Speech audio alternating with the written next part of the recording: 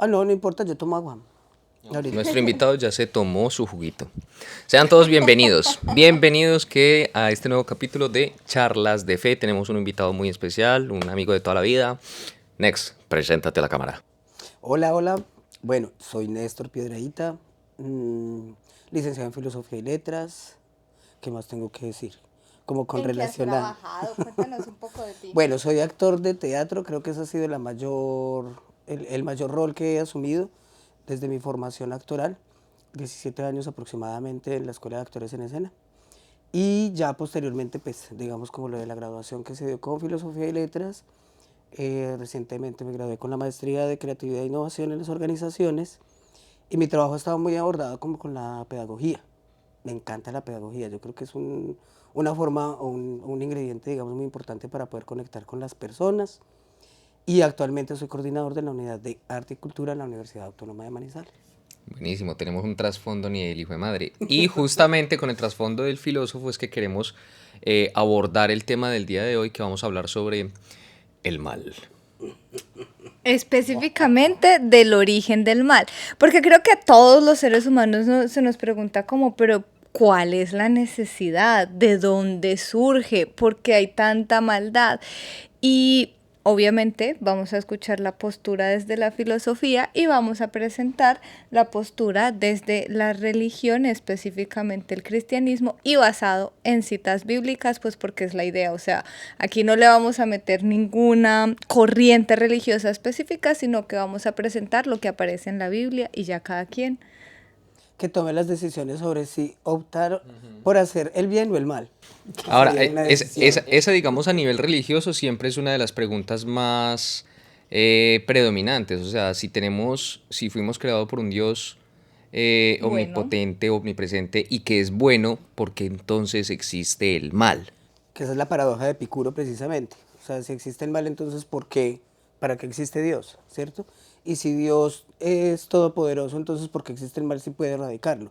Es una de las paradojas que yo creo que se cuestionan posteriormente al nacimiento del hombre, al hombre de realmente pensar en cómo hacer para poder tener una conducta diferente. Pero yo pienso que antes de tocar el tema Dios, hay que tocar el tema hombre. Y es la necesidad realmente de entender por qué el hombre hace el mal. Y en ese sentido, Kant nos habla un poco como sobre ese origen del ser humano que en sí mismo es malo. Ok. Posteriormente, en muchas otras conversaciones se va a escuchar el hombre es un lobo para el hombre. O sea, que es una condición inmanente al ser humano. O sea, de por sí es como inherente la maldad hacia Sí, nuestra naturaleza. sí. Yo lo resumo en una frase ya muy básica. Es supremamente básica, pero para mí el hombre es tan bueno como le toca y tan malo como puede. Entonces es Tan bueno como le toca, tan realmente mal como puede. pues yo he llegado a la conclusión porque finalmente, aunque hay actos muy benevolentes hacia las demás personas, que realmente el mal nace en el momento en el que no tengo en cuenta al otro. Esa falta de empatía. Sí, y ese mal nace que literariamente nace con la cultura griega, con la cultura egipcia, cualquier tipo, digamos, como de reconocimiento religioso antes de hablar del cristianismo. Porque nace con el politeísmo a raíz de que hay dioses que encarnan el mal o que representan el mal. Cuando llega el cristianismo sucede todo lo contrario. Lo que sucede es que es un solo Dios y el mal está en muchas cosas. Entonces ya no es solo es como si un solo demonio se mete en otros seres humanos y aprovecha esa maldad inherente del ser humano, porque por eso es la necesidad del bautismo, por eso es la necesidad de la doctrina, por eso es la necesidad del catecismo y etcétera. Pero yo siento que nace principalmente por entender por qué, siendo seres humanos, nosotros siempre queremos hacer daño al otro. Y es el concepto de la envidia, el ángel caído. y justamente ahora ahí que lo mencionas, Pablo en una de las cartas a las iglesias se le escribe, el bien que quiero no lo hago y el mal que no quiero, eso hago. Y es un poco lo que nos vienes diciendo del ser humano en sí mismo que está como internamente luchando por sacar el mal o por hacerse a un lado del mal, pero que es algo como que la verdad. nos fluye más fácil hacer el mal. que el bien. Sí, Por total. eso, incluso hay una especie de mandamiento que está antes de todas las religiones, que es el no hagas a los demás lo que no quieres que te hagan a ti, que más que mandamiento es una regla de oro de convivencia. Entonces el mal nace cuando quiero hacerle daño al otro, ni siquiera a uno mismo, porque pues uno mismo no tiene como juzgarse, por decirlo de algún modo, pero sí cuando está el mal hacia el otro. Entonces, en la relación con el otro viene, digamos, como ese planteamiento de no hagas a los demás lo que no quieres que te hagan a ti, que es supremamente viejo y que sigue de generación en generación. Y hoy en día ya es simplemente una especie de eslogan. Por ese lado. Entonces, donde uno dice, ah, pues claro, es que es digamos, como esta la manera en la que nos llega. Y lo otro es que para poder quitarle de alguna manera ese peso humano del animal negro, de que el ser humano es un animal negro, es un animal malvado, es un animal primitivo, que evidentemente es así. O sea, vuelvo al asunto, somos tan malos como podemos y tan buenos como nos toca. Entonces, para quitarle eso, tenemos que ubicar un poquito el nivel de conciencia. Y nos inventamos la conciencia, porque yo creo que eso es una invención que nace donde unimos psicología, donde unimos religión, donde unimos filosofía, y es ser realmente usted tan efectivo, tan buen observador de sus acciones que usted necesita inventar la conciencia. Pepito Grillo nació, está por ahí, y tanto que ahí sucede como si fuera un agente externo, pero Pepito Grillo está ahí en ese cuento y toma tu libre albedrío, ¿cierto? Entonces, es que tú puedes hacerlo. Pero finalmente el castigo como tal no es un castigo ni siquiera divino, es un castigo como respuesta a las propias decisiones que se han tomado con relación a ese sentido de envidia que tengo hacia el otro, porque yo no le puedo hacer daño al otro si es que no le tengo envidia. Hay una cosa muy bacana como en esa línea que aparece en el libro de Sapiens de Yuval Harari, algo así, dejo el nombre bien en la descripción.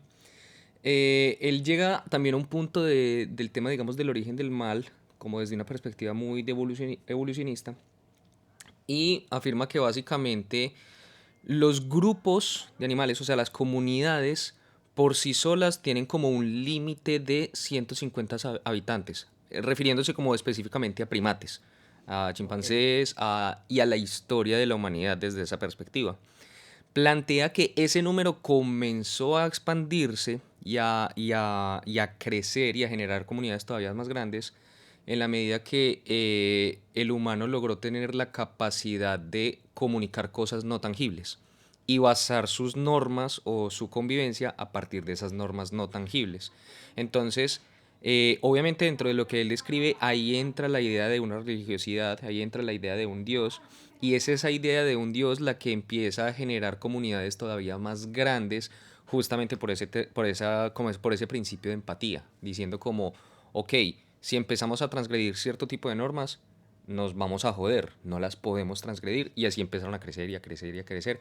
Pero a mí me parece muy curioso cómo, digamos, se llega a ese tipo de conclusiones, y sobre todo sabiendo que desde la fe igual tenemos como desde el principio como justamente ese tipo de normativas que nos indican cómo debemos comportarnos para no llegar al mal, aunque ahí también tenemos como esa naturaleza maligna, ¿cierto? Pero es que creo que hay un juicio que sí está en todos y es de acuerdo. Porque culturalmente, independiente de la cultura que haya, siempre hay comunidades y entre ellas se juega con el bien y el mal, independiente del tipo de comunidad que sea. En todas hay una línea y hay una línea además que, o sea, por eso siento yo que empezó a existir el abogado, por eso el sacerdote, por eso, no sé, el profesor, que también creo que tiene una labor muy importante, cuando se vuelve ejemplo, cuando se vuelve el que da su mensaje, pero al mismo tiempo tiene que vivirlo. En la Biblia de pronto lo vemos como vivir la palabra, o sea, no puedes estar dando el sermón y teniendo una vida distinta, que eso se nos da como para la vida cotidiana también. Entonces es un acuerdo cultural, porque finalmente es culturalmente que aceptamos determinado tipo de mal.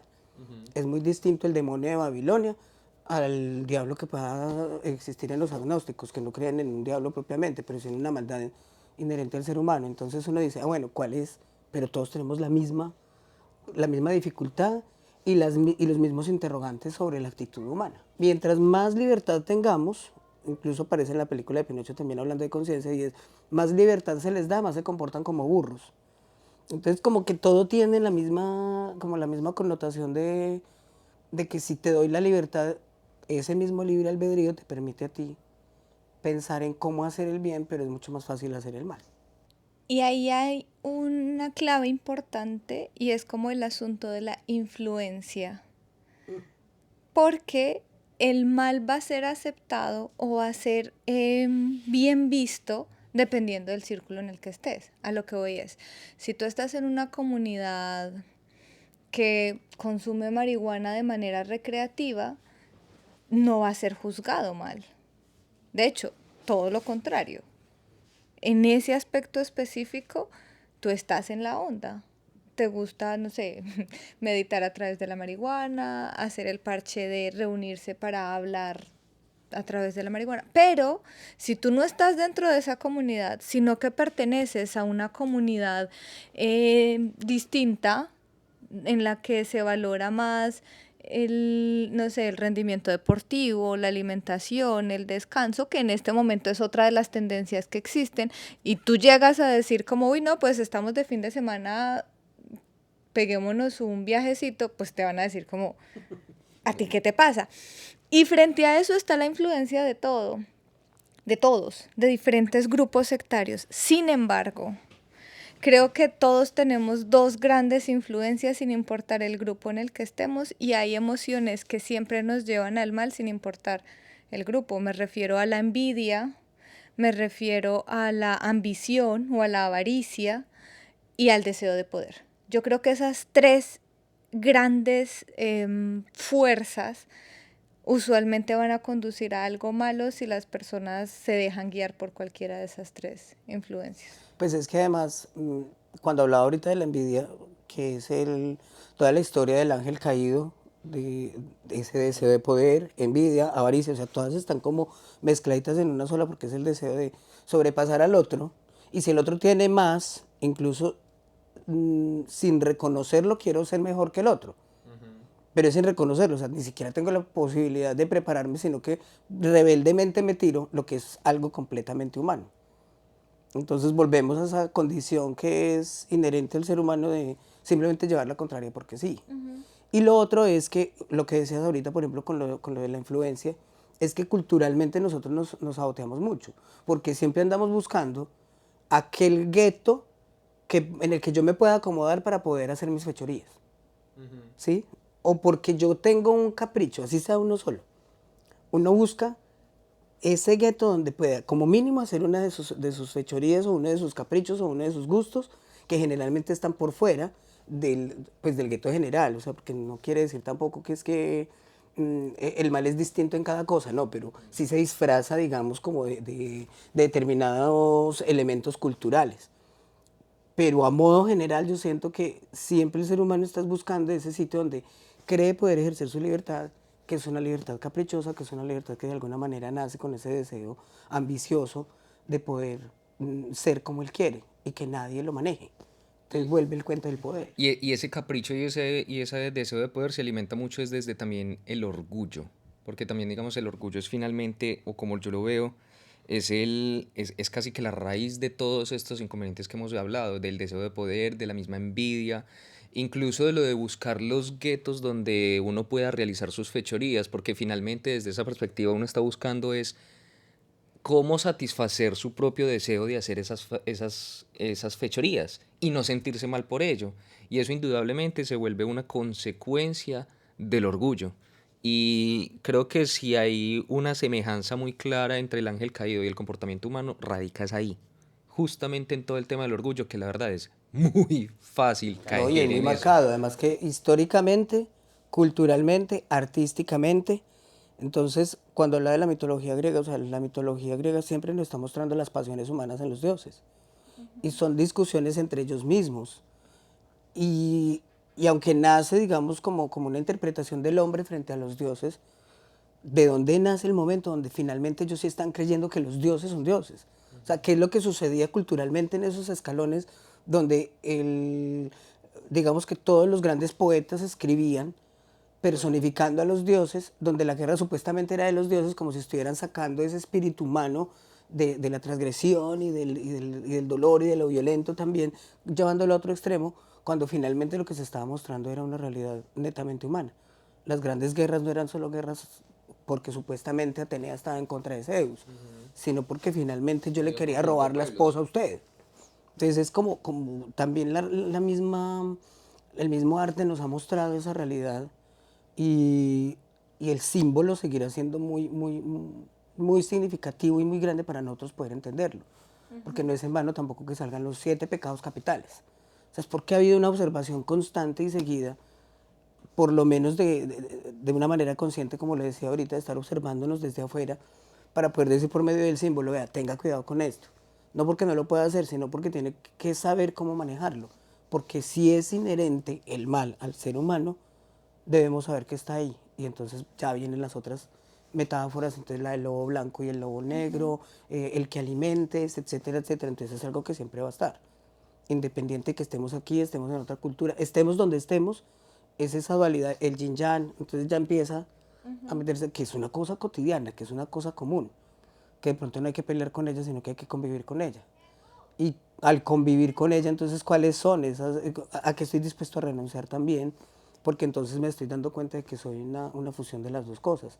No es que solo sea mala, y entonces, pues, pero cuando digo soy tan malo como me lo permite la sociedad, es porque yo quisiera pues desbordarme en mi maldad, pues tampoco es una cosa así como tan marcada, porque ya lo demás son desórdenes psicológicos también, entonces ahí hay que tender a mirar cuál es, bueno, el psicópata que le pasa. ¿Le nació con algo de orgullo o finalmente nació con algo de orgullo, pero su contexto político, social, cultural, familiar lo llevaron a esto? Sí, ¿qué sucedió como en la comunidad con su educación, pero también pues que hay dentro de la cabeza que por fortuna la psicología surgió para esto? Que ha sido muy difícil porque siento que todavía está muy desarmado, eso es como un arma todo, y llegó 1900 y ¡pum!, desarmaron el cerebro y hoy en día todavía estamos ubicando piecitas que todavía no Y sabemos están por dónde ahí van. regadas. Sí, o que se perdió debajo de la cama. Yo, ay, mira, este era el que reventaba la libido y se nos había perdido. Bueno, qué sé yo, es como eso, sigue siendo una aventura constante de reconocimiento del ser humano. Cuando tú igual mencionabas como lo de la historia de los dioses y las peleas, literalmente remonta al origen del mal desde la Biblia, que es este ángel caído, y todo empezó en el cielo. O sea, valga la aclaración que es un misterio. O siempre va a existir este misterio de iniquidad que nuestra mente finita no puede explicar. Pero lo que se refiere en Ezequiel es justamente que era un ángel de luz, tenía un cargo alto, estaba constantemente en la presencia de Dios, y ya voy a hablar como de esa importancia de estar en la presencia de Dios, y simplemente él dijo, no es suficiente. Y aún así sintió, o sea, Quiero más. es ese en sí el misterio, porque fue también creado y era un ser perfecto y estaba en medio de la perfección y todo era bueno, no le faltaba nada, y aún así en medio de esas circunstancias empezó a surgir el mal. Y ese es el misterio, ¿por qué carajos empezó a surgir eso si todo era perfecto? Y aún ahí empieza el primer gueto, porque él dijo, solo no puedo, solo no soy capaz. O llevando a los otros. Solo me va a costar demasiado, y empezó a convencer y a construir su gueto que le facilitara su fechoría, porque hay que ser sinceros, el objetivo de Lucifer, de este ángel, era derrocar el mandato de Dios. Él quería derrocarlo, él quería, y les estaba diciendo, yo puedo ser mejor que Dios, porque es que yo sí los entiendo. Yo he estado en tu lugar y en tu lugar y en tu lugar, mientras que Dios nunca estuvo en tu lugar, porque Él no es un ser creado, porque Él es eterno. Entonces, ¿cómo vas a decir que Él te entiende? Y Él empezó y empezó y empezó y quería derrocarlo. Ahora, nace este ángel caído, empieza el misterio de iniquidad a desarrollarse. Él no es expulsado del cielo de inmediato, pero cuando empieza a generar conflictos, cuando el descontento no cambia, ahí es donde ella interviene y dice, lo siento, aquí ya no hay más lugar para ti, porque este es un lugar, un lugar de armonía, es desterrado, y ahí es donde empieza todo lo que tú has venido mencionando.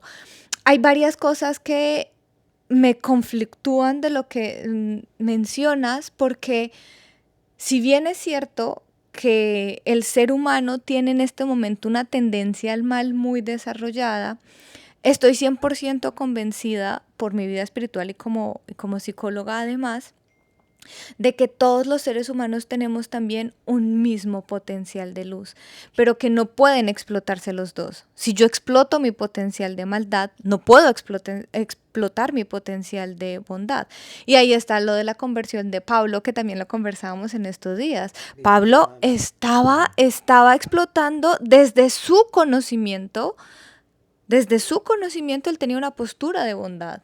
Tengo que destruir a los cristianos rebeldes porque si no nunca va a haber orden en la tierra. Cuando él pasa el proceso de conversión, se encuentra con Dios, ahí él dice, uy, este no era mi potencial de luz.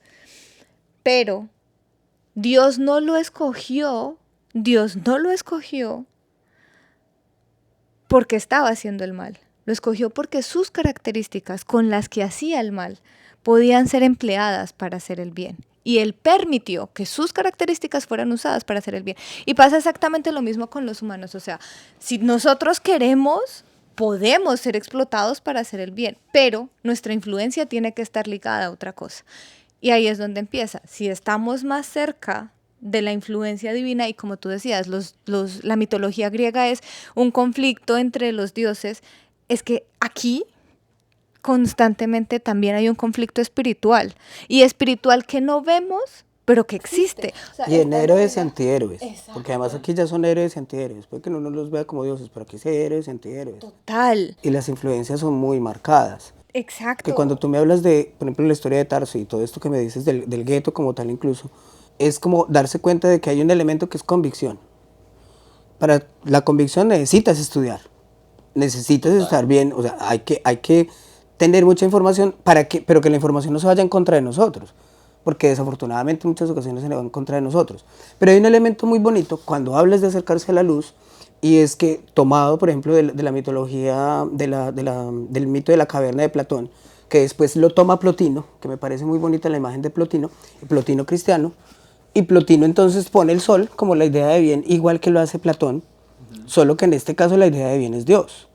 Y si es el sol, entonces es el que da luz. En el sentido de casi que uno podría inferir, si Dios es la luz, lo que sale de él se aleja un poco de él al mismo tiempo. Así esté ahí, se aleja un poco de él.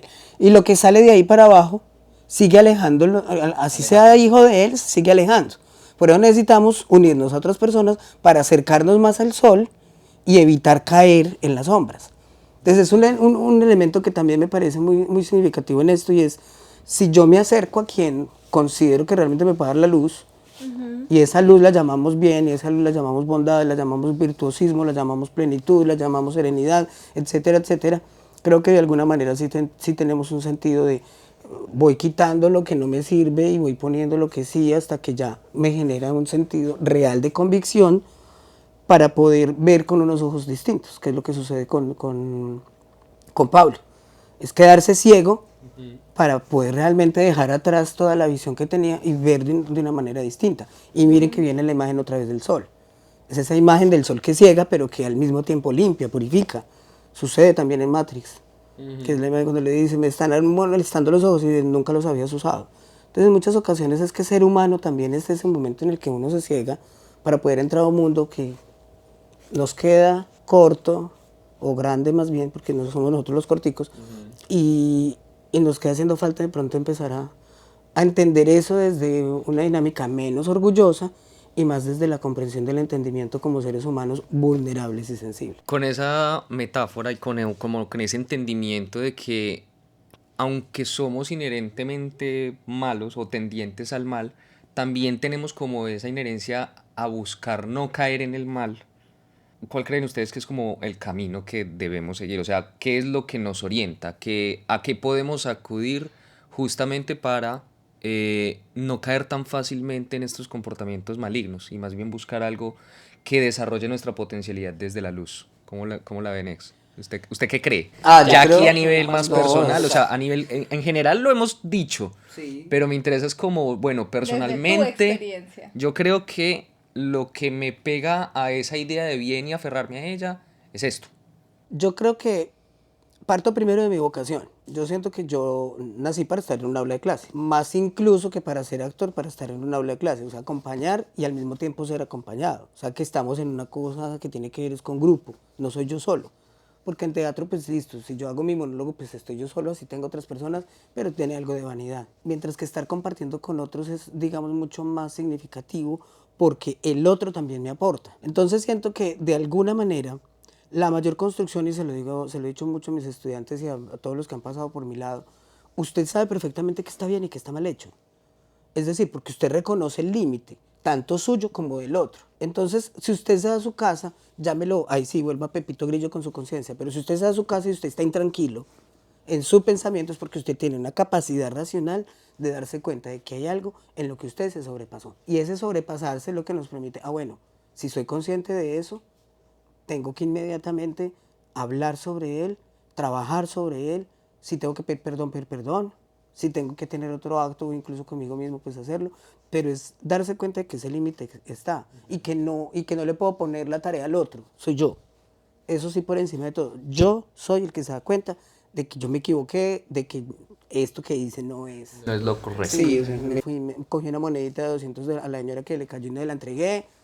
O sea, pues en pequeños detalles también nos damos cuenta de eso. Entonces es ser muy, muy, muy conscientes de ese tipo de actos que pueden ser muy pequeños, pero que sabemos que a veces rompemos ese límite porque nos enseñamos a la influencia de que el vivo vive del bobo y el bobo es su bobada. Total. Yo creo que para mí se requiere conciencia, pero en este caso es conciencia desde la humildad. Y a lo que voy es, nada que sea absolutamente bueno es 100% mi origen. Y desde ahí reconozco que si hice algo bueno fue porque o Dios lo puso en mí o porque me dejé utilizar o porque me dejé influenciar, porque ahí es donde empieza esa semillita de, es que yo, no, y como yo soy mejor que tú, entonces yo ya te puedo juzgar, porque es que yo sí devolví la moneda de 200, entonces como tú no, yo ya te puedo mirar por encima del hombro. Entonces creo que desde esa conciencia de humildad de es que en cualquier momento puedo ser yo la que no devuelve la moneda de 200. Y también hay un contexto y también hay un Exacto. entorno. O sea, si yo me estoy muriendo de hambre y veo que a alguien se le cayó una moneda de 200 y sé que con 200 pues me puedo comprar un pan, ¿hasta qué punto estoy haciendo mal? No, Porque me estoy muriendo de hambre. Y para mí puede ser... Pido, les digo, mire qué pena, le cayó estos 200 pues me voy a comprar un pan. O sea, todos los contextos y las situaciones cambian y varían, y el hecho de que el día de hoy yo le esté dando la moneda de 200 no significa que mañana lo vaya a hacer. No es que no lo signifique, no me da la garantía. Y en otro contexto puedo divinamente no hacerlo. Y es ahí donde muchas veces pecamos de orgullosos porque creemos que siempre vamos a estar firmes, negándonos a la evidente posibilidad que siempre vamos a tener la posibilidad de hacer el mal. Y de prepotentes y de todo eso, una vaina así. Exacto. Entonces, comencé con Kant diciendo que somos inherentemente malvados, pero también está el principio categórico kantiano, y es que piensa que cada una de tus acciones puede ser una normativa para todos. La carga es completamente en uno, volvemos casi que al no hagas a los demás lo que no quieres que te hagan a ti, pero entonces es imperativo categórico de alguna manera lo que nos dice después. Si usted lo está haciendo, piensa que todo el mundo lo puede hacer. Y si todo el mundo lo puede hacer, entonces, ¿qué juicio puede hacer? Exacto, es una cosa como de ese corte. El caso de mi respuesta es eso, y es gracias a la formación que estoy empezando a tener desde la iglesia, y es aprender a desligarse del mérito de mis buenas acciones.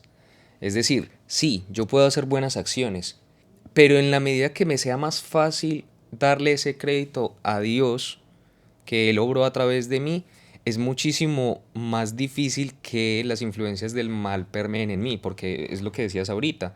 Fácilmente puedo hacer el bien, y ese hacer el bien, atribuírmelo como un mérito propio, muy fácilmente se puede tergiversar para que sea una semilla de mal. Total. Si estamos claros con la misión, acompañamos nuestra misión. Por eso digo que no estoy tanto para ser el actor o el actor no es tanto el que me llena, sino el ser docente. Porque finalmente hay una misión más grande ahí que en lo otro, porque en lo otro se tiende a la vanidad. Sí. Hay vanidad, existe, obviamente, yo no lo estoy condenando. Pero creo que mi misión de acompañar desde la docencia me ha generado a mí, digamos, sentimientos más gratificantes. gratitudes. Creo que el tema de la gratitud es algo que definitivamente nos ayuda mucho a liberarnos como de esas cargas del orgullo. Pero creo que eso es tema para otro podcast. O sea, Literal. evidentemente el tema del origen del mal y del origen del mal es algo que da mucha tela para cortar, y aquí hemos como esbozado nuestras ideas de una forma, me parece, muy bacana, una charla muy chévere. Quisiéramos que nos dejen en los comentarios ustedes cómo perciben el mal, cuál creen que es el origen del mal, qué han leído sobre el origen del mal. Y pues si de todo lo que estuvimos hablando aquí, no sé, quisieran que ahondáramos más en otro tema, lo de la gratitud, que ahondáramos un poco más en la historia de Lucifer, que ahondáramos un poco más en otro tipo de contextos de lo que estuvimos hablando acá, déjenlo ahí en los comentarios, porque es que justamente queremos es abrir este espacio, hablar libremente de todas estas cosas que a todos de una u otra forma nos atañen y nos generan cuestionamientos, pero abrir el espacio como para que justamente sea mucho más natural hablar del asunto y compartir distintas posturas y entenderlas, y a través de eso hacer ese ejercicio de conciencia con el cual cada vez podemos ser mejores. Gracias, Nex, por acompañarnos en esta charla de fe. Gracias por tu aporte, pero también por tu experiencia. Y bueno, esperemos que nos escriben, esperemos qué dudas quieren resolver, y estaremos por acá volviéndote a invitar. Aquí estamos para eso precisamente. Muchas gracias por la invitación y a meterle fuerza.